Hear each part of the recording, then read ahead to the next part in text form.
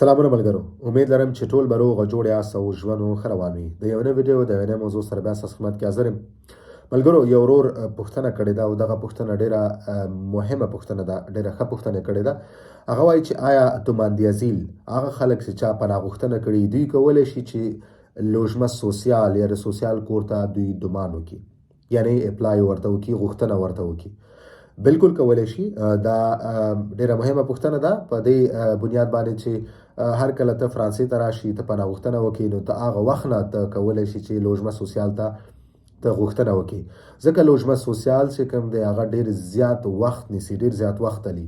اوس که یو کس دی هغه 2 کاله بعد یا یو نیم کال 2 کاله بعد د اسناد اخلي، نو 2 کاله د په هغه غوښتنه کې وتلی.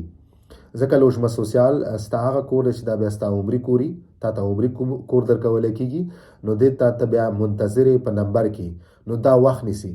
نو ته که تا پناه غوښتنه کړي، تر دا د اسناد نه لري، ته هم ورته دې ته غوښتنه کولی شي، دومان ورته کولی شي لوژمه سوسیال ته. نو که تر دا د تاسو نه کړی، تاسو تللی شي خپل وکیل خپل سوسیال ته او ورته ووایي چې زه لوژمه سوسیال ته دومان کوم. نو یوه فورمه ده، هغه فورمه به تاسو ډکه کوئ او خپل چې کوم ستاسو مربوطه مغې دی هغې کې به تاسو دغه جمع کوئ.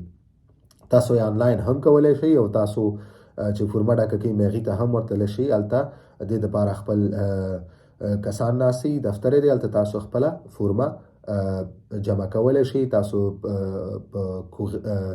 د کوغې د تاریخ نه هم لیږلی شئ.